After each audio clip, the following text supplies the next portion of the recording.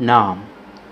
Niko mara nyingine tena namshukuru Mwenyezi Mungu kwa kunipa wasaa huu wa kuingiza sauti yangu katika kisa hiki cha ukweli kabisa kilichomtokea kijana anayeitwa Mustafa Ali. Naam, mwandishi wa kisa hiki ni Zuberi Maruma ambaye unaweza kumpata kwa namba za simu 0758 6743 lakini mwisho ni 13. Mimi ni Kaniban Ahmad.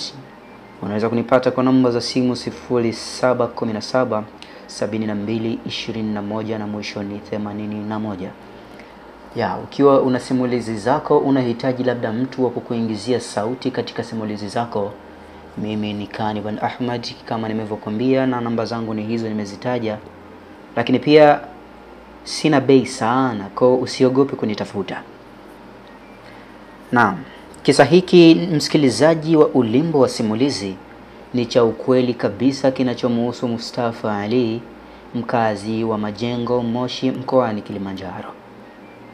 Naam. Mustafa anaanza kwa kusema, Assalamu alaikum kaka Zuberi. Kwa jina naitwa Mustafa Ali, ni mkazi wa Majengo, Moshi, mkoani Kilimanjaro.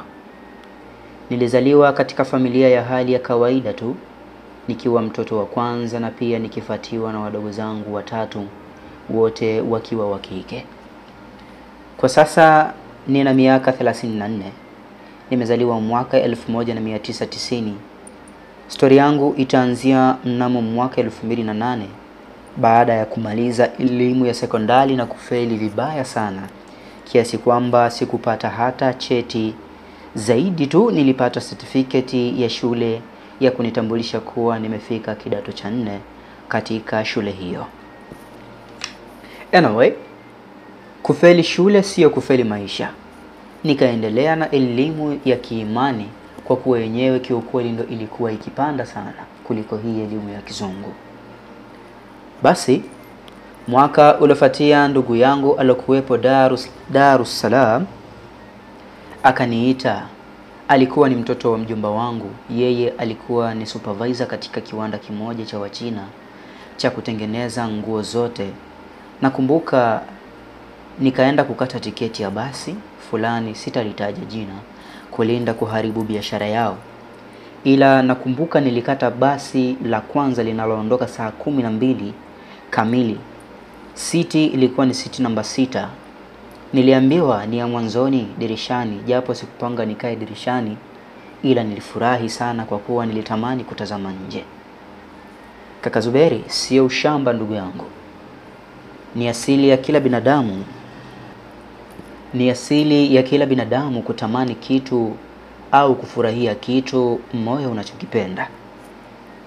Basi bwana, kama ilivyo kawaida kwa watu wengi, usiku huo sikupata hata lepe la usingizi, nikitamani kukucha haraka nisafiri kuja Dar es Salaam, jiji ambalo kila mwanadamu hutamani kuliishi. Basi bwana, hukuchi ucha. Hatimaye saa 11:30 nilikuwa ndani ya daladala la kutoka Majengo kuelekea stendi. Dakika 15 nilishuka katika daladala ile na kuelekea stendi kubwa. Kufika nikaangaza macho kulitafuta basi nililotakiwa kulipanda. Punde nikaliona, moyo ukapiga pa kwa kioro na kustaajabu uzuri wa basi lile. Sikutegemea wala kufikiria kuwa ndo basi nililotakiwa kupanda, ila maandishi ya basi lile, Moshi to Dar, yakanihakikishia ndilo. Ila bado sikujiamini, ukute wanaopanda hili wamelipa kiasi kikubwa cha hela tofauti na changu. Nikamfuata mtu alokuwa akiweka mizigo kwenye buti za gari lile. Huyu mtu alikuwa ana asili ya Kiarabu, na hata wale alokuwa akiwawekea mizigo wote walikuwa Waarabu. Assalamu alaikum. Nikamsalimia na kumpa tiketi yangu. Wa alaikum assalam wa rahmatullahi wa barakatuh. Akaitikia kwa kirefu huku akinitupia tabasamu, mkono wake kaunyoosha kuipokea ile tiketi. Ya, ndio hili, wala hujakosea. Panda haraka, muda kaka, muda.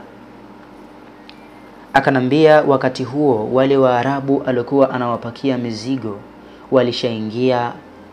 Basi nami nikageuka kuufuata mlango mkubwa na kupanda kuingia ndani ya basi lile. Niliachama mdomo wazi kwa uzuri wa basi lile. Kaka Zuberi, basi lilikuwa ni zuri, tena ni zuri sana. Toka nizaliwe sikuwahi kuona basi zuri namna ile.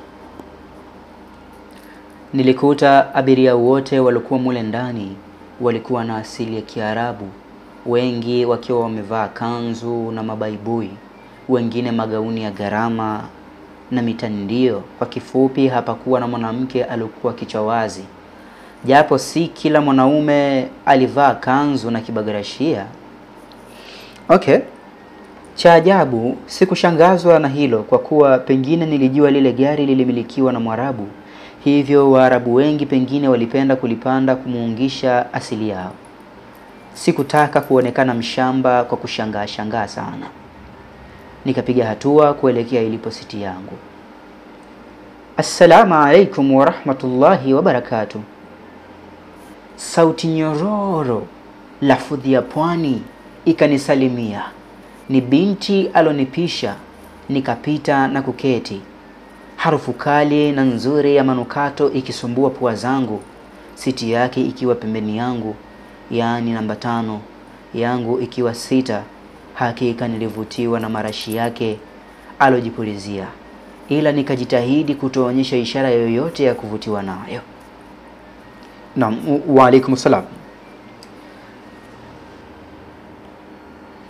Nami nikaitika kwa kifupi nikimrudishia tabasamu alonipa.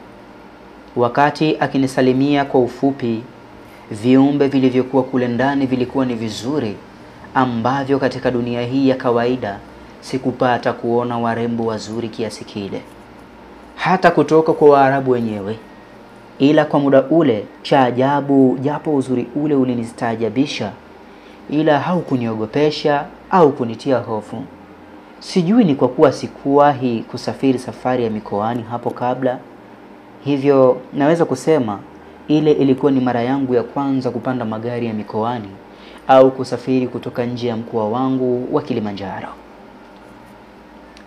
Hivyo pengine nikaona ile ni kawaida.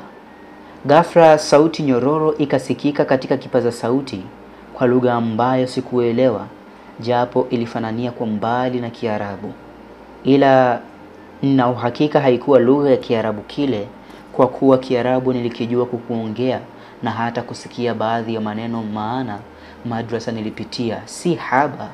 Mashafu nilimaliza nikiwa kidato cha pili. Nikawa nikisoma vitabu mbalimbali mpaka naondoka. Nilikuwa ustazi mdogo katika madrasa niliyokuwa nikisoma. Hivyo nilijua fika ile si Kiarabu. Hapo kwa mara ya kwanza mapigo ya moyo yakaanza kwenda mbio, nikijiuliza usikute nilikosea kukata tiketi na lile gari ni la nje ya nchi na si la mikoani.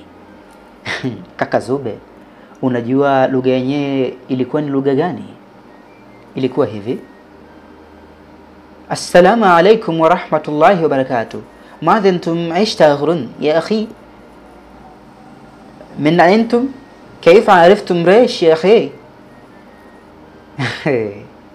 Yaani sikuelewa hata lugha ile ni lugha gani. Kama nilivyokuambia, ilikuwa ni yani ninajua Kiarabu na nakisikia, lakini ile sikujua ni Kiarabu au lugha gani. Ila kivipi liandikwe Moshi tu da? Bila shaka hujamuelewa, anasema tufunge mikanda basi linaondoka. Dada yule jirani yangu baada ya kuona na shangaa akanambia kwa lafudhi ya Kiswahili. Haraka nikachangamka kufunga mkanda, huku nikifarijika binti yule kujua Kiswahili ili kujihakikishia. Nikaona nimuulize kabisa, dada, na wewe unasafiri kwenda Dar au unashukia njiani? Akatabasamu, ni wazi alishakijua kile nilichokuwa nikikihofia. Ya kaka yangu, nami nafika Dar, akanijibu huku akitabasamu. Oh, alhamdulillah. Nikajikuta nikimshukuru Mungu kimoyomoyo, ila kiukweli sikujua kuwa lile halikuwa basi la kawaida. Kaka Zuberi, lile lilikuwa ni basi la ujinini, na viumbe vile vyote vilikuwa si binadamu kama nilivyodhani, bali walikuwa ni majini. Ndiyo, walikuwa ni majini walokuwa wakirejea kwao kwa usafiri ule usioonekana kwa macho ya kawaida. Kivipi sasa mimi niwe kule ndani? Kweli wahenga hawakukosea waliponena usilolijua ni sawa na usiku wa giza. Naam, sasa hapa ndipo mambo yanapoenda kuanza.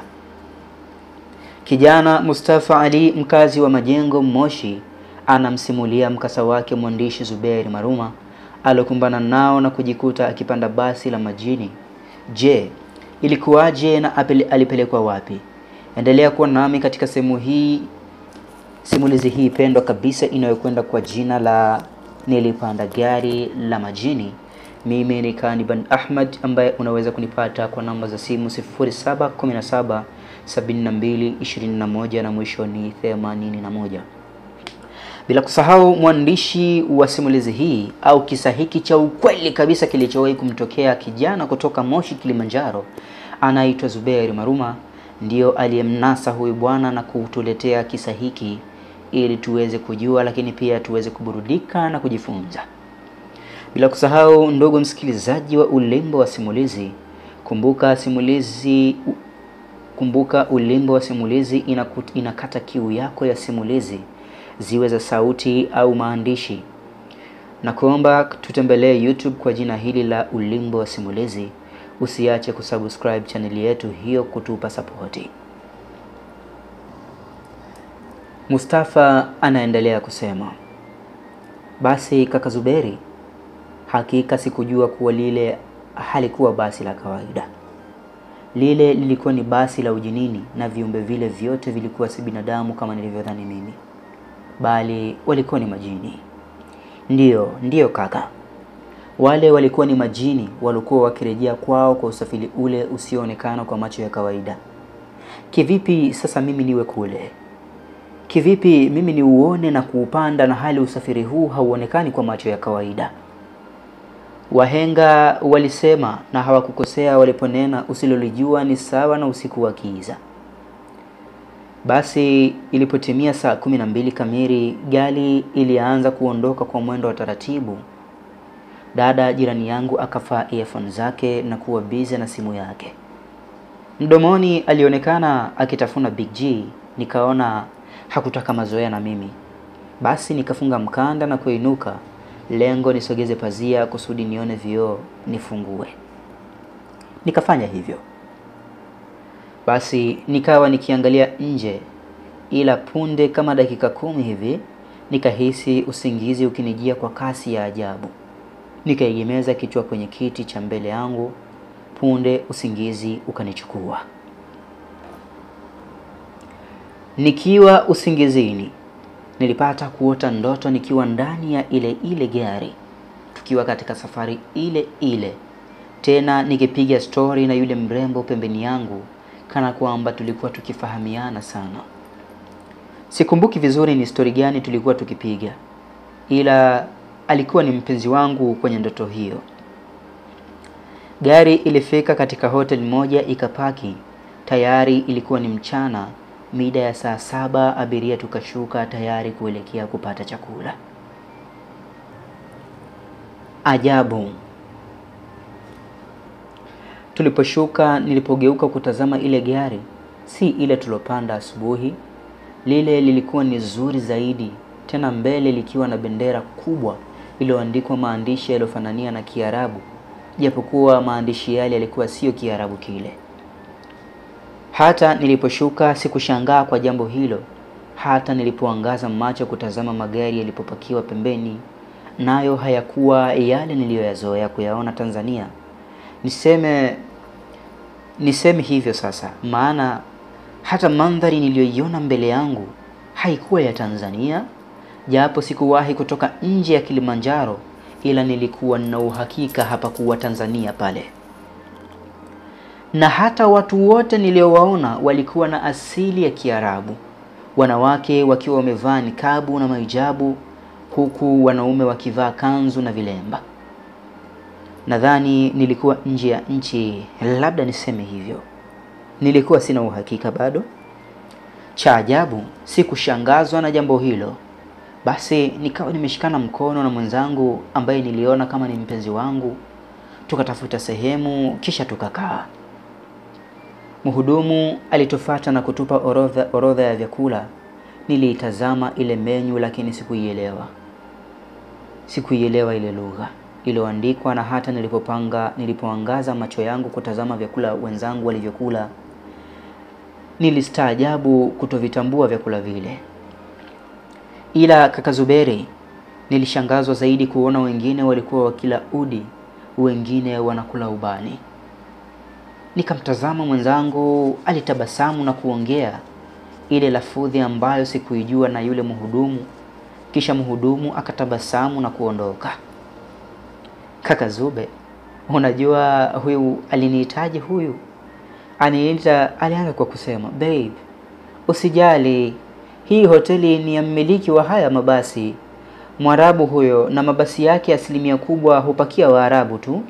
Gari zake pekee ndizo zinakuja hapa na chakula ni bure. Hivyo hatutolipia vyakula vyake, asilimia kubwa ni vya Kiarabu. Ila nimempa maagizo yule mdada yule atakuletea unachokihitaji." Nikastaajabu. Ananiletea ninachohitaji? Kwani anajua mimi nahitaji chakula gani? Nikawaza, ila yule mpenzi wangu wa mchongo nilomtambua kwa jina la Zuleikha ni kama aliyasoma mawazo yangu. Akasema, "Ndiyo mpenzi, najua unachohitaji, ngoja uone, napatia au sipatii." Akanambia kwa tabasamu, huku macho yake yakimtazama mhudumu yule alokuwa akija, huku akiwa amebeba sinia lenye visahani maalumu na juisi. Alipofika aliniandalia mezani. Haraka nikafungua kujua kilichomo ndani. Kaka Zube, moyo ulilipuka kwa mshtuko. Ulikuwa ni wali na rojo ya nyama. Kilikuwa ni kile chakula nikipendacho. Punde mwenzangu naye akaletewa, yeye aliletewa biriani. Kaka Zube, hakika chakula kile kilikuwa ni kitamu kaka. Toka nazaliwa sijawahi kula chakula kitamu namna ile. Hata kukiona, achilia mbali kula juisi sasa. Juisi sasa ilivyokuwa tamu, siwezi kuelezea ukanielewa. Basi tulikula. Baada ya kumaliza tukanawa na kurejea garini tayari kuendelea na safari. Kuingia ndani ya gari, kuona abiria waliokuwa mule ndani, sura zao ghafla zilibadilika na kutisha. Nilipiga kelele hapo ghafla nikashtuka. Moyo ulikuwa ukienda mbio, mwili wote ulojaa jasho. Nilipomwangalia dada jirani yangu mpenzi wa ndotoni, alikuwa bado yuko busy na earphone masikioni mwake. Ila mshtuko wangu design ulimshangaza, kwani aliniachia tabasamu kisha akaniuliza, "Mustafa, pole, umeota ndoto mbaya nini?" Hey kaka.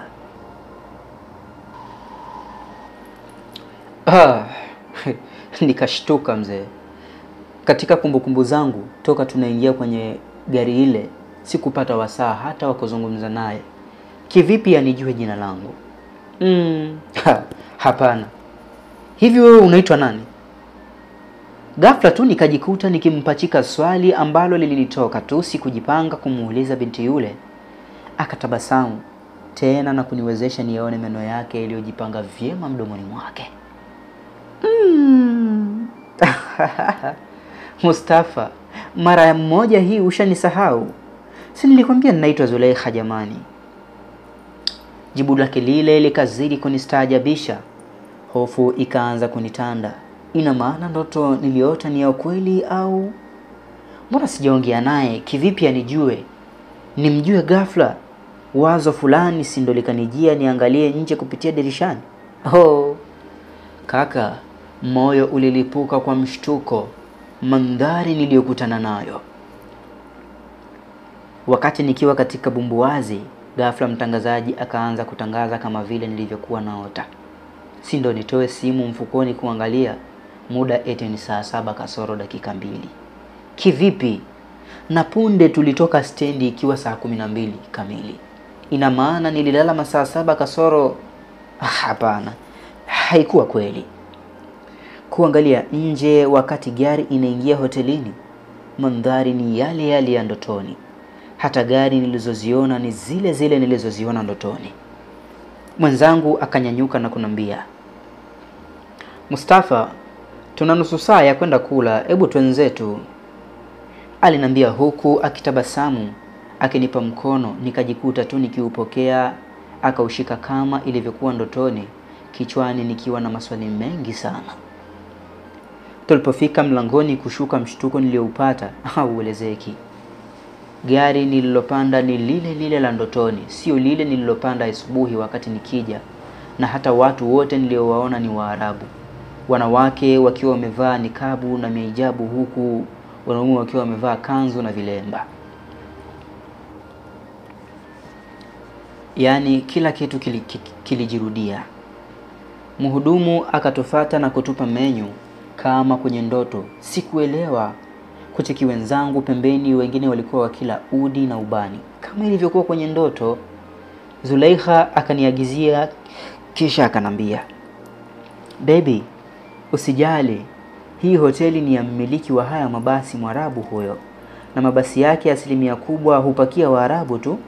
Gari zake pekee ndizo zinakuja hapa na chakula ni bure. Hivyo hatutolipia vyakula vyake, 100% ni vya Kiarabu. Ila nimempa maagizo yule atakuletea unachokihitaji." Nilichoka. Hakika nilichoka sana kaka Zuweri. Kengele ya hatari ikagonga kwenye kichwa changu. Alamu ikanifahamisha kwamba nipo katika eneo la hatari. Chakula nilicholetewa nikajua lile pia si gari la kawaida. Sasa nifanyaje? Niwasiliane na ndugu yangu alioniita da na kumjulisha anipe mawazo nifanyaje. Ajabu, kutoa simu ilizima. Kuiwasha heti haikuwa na chaji. Utaweza kutumia simu yako ukiwa huko Mustafa. Zulaikha akaniambia kwa sauti ndogo tena ya msisitizo na kuzidi kuniweka katika maswali ya sintofahamu. Eti nikiwa huku siwezi kutumia simu huku? Kwani huku ni wapi? Ujue? Utajua ujui. Zulaikha akanijibu kwa dharau, mdomo kaukunja. Kumekucha. Je, Mustafa yuko wapi? Yuko wapi huko Mustafa? Na vipi ataweza kurudi au ni wapi anapopelekwa? Naam, msikilizaji wa Ulimbo wa Simulizi. Simulizi hii ni fupi tu, lakini si kwamba nimeimaliza, ila naimalizia kipande cha pili hivi soon. Lakini ni simulizi fupi na itakuwa haikuli muda wako, na napenda niishie hapa sehemu ya kwanza. Mimi ni Kani bin Ahmad nikiwa ninaingiza voko zangu na sauti ya mamlaka niliyojaliwa na Mwenyezi Mungu. Lakini pia ninakuomba ewe msikilizaji wa Ulimbo wa Simulizi, lakini pia kama channel ya Ulimbo wa Simulizi unahitaji sana support yako wewe unaosikiliza mkasa huu. Nenda basi YouTube, kuna mikasa mingine kule mingi sana. Kwanza kabla ya yote subscribe channel kisha sikiliza simulizi moja baada ya nyingine. Usisahau kutupa comment yako hapo chini. Asante na chao.